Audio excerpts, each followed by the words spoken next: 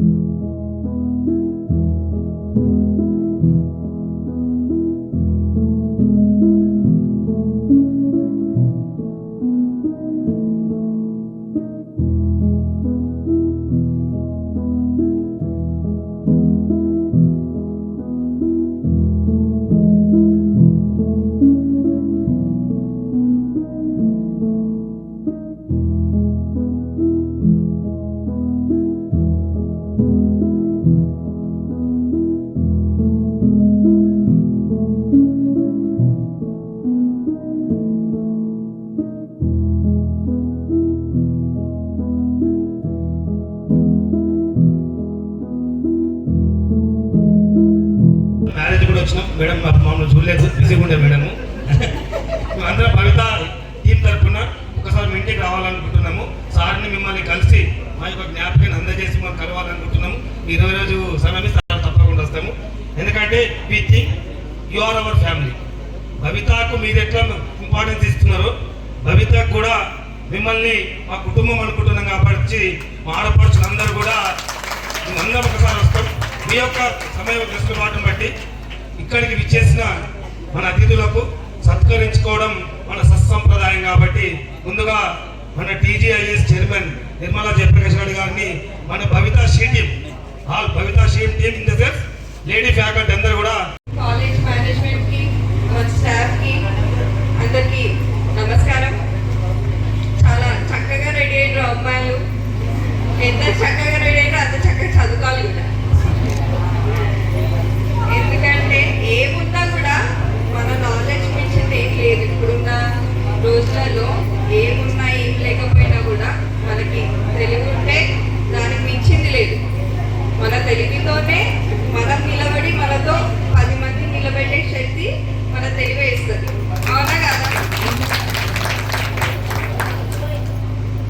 మరి ఇప్పుడు మనకి బతుకమ్మ అనేది లేడీస్ది, అమ్మాయిలది ఫెస్టివల్. కానీ ఇప్పుడు బాయ్స్కి అలాంటి ఫెస్టివల్స్ బతుకమ్మ అయితే మీ ఫెస్టివల్ కాదు. బతుకమ్మ మీరేం చేస్తారంటే మొక్కుకోవాలి. ఏమని? మా ఇంట్లో ఉన్న అమ్మ, అక్క, చెల్లెలు వీళ్ళు మంచిగుంటేనే మేము మంచిగుంటాం కాబట్టి మీ బాధ్యత ఏంటి? మీరు మంచిగుంటారు. మీరు మంచిగుంటే మీ చుట్టూన్న వాళ్ళు మంచిగుంటారు. అర్థమైందా మీ అందరికీ? మీకోసమే చెప్తున్నారు కానీ మీ గురించి ఎవరు మాట్లాడరు. మార్క్స్ అసలు కాదు. అదేంటి, ఎందుకు చదువుతున్నాం అనేది తెలియాలి. తెలిస్తేనే మీకు ఆ తెలివి వస్తుంది. లేకపోతే మీరు ఎంత చదివి ఎంత ఎగ్జామ్ రాసి ఎన్ని మార్క్స్ వచ్చిన తర్వాత రేపు బయటికి వెళ్తే ఇదేంటి, ఇది ఎందుకు నడుస్తుంది, ఇది ఎందుకు ఇట్లా అవుతుందని తెలివి లేకపోతే ఎట్లా నిలబడుకోవడం? అట్లాంటి నాలెడ్జ్, అట్లాంటి తెలివి పెంచుకోండి. మీరు బుక్కులునే చదివేసినాం కదా, అయిపోయింది కదా, ఎగ్జామ్స్ రాసినాం కదా, మార్క్స్ వచ్చినాయి కాదు. అది ఎప్పటికీ బతుకమ్మ చాలా చక్కగా చేస్తారు మీ కాలేజ్. అసలు ఇంత ఓపికతో పొద్దున్న నుంచి వెయిట్ చేస్తున్నా. క్లాసెస్ ఉన్నాయా? ఈ కార్యక్రమానికి ఇచ్చేసిన సిడిసి చైర్మన్ రామరెడ్డి గారికి, సార్ గారికి ముఖ్యంగా కృతజ్ఞత తెప్పాలి. అలాగే మధుసూదన్ గారికి ఇక్కడ ఇచ్చేసిన లెక్చర్స్ అందరికి కూడా పేరు పేరు నమస్కరిస్తూ ఇక్కడ ఉన్న విద్యార్థులకు నా ఆశీస్సులు తెలియజేస్తూ ముందుగా బతుకమ్మ పండుగ శుభాకాంక్షలు, అలాగే అడ్వాన్స్ దసరా శుభాకాంక్షలు కూడా తెలియజేస్తున్నాను.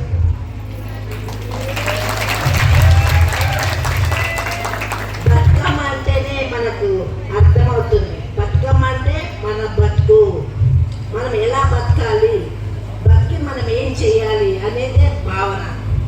బతుకమ్మ తల్లిని ఎందుకు పూజిస్తున్నాం? ప్రతి సంవత్సరం కూడా పూజిస్తున్నాం. ఈ నవరాత్రులు, దసరా నవరాత్రుల్లో ఈ బతుకమ్మ పండుగ ఒక రోజు. ఈ 9 రోజుల్లో సద్దుల బతుకమ్మని మనం చేసుకుంటాం.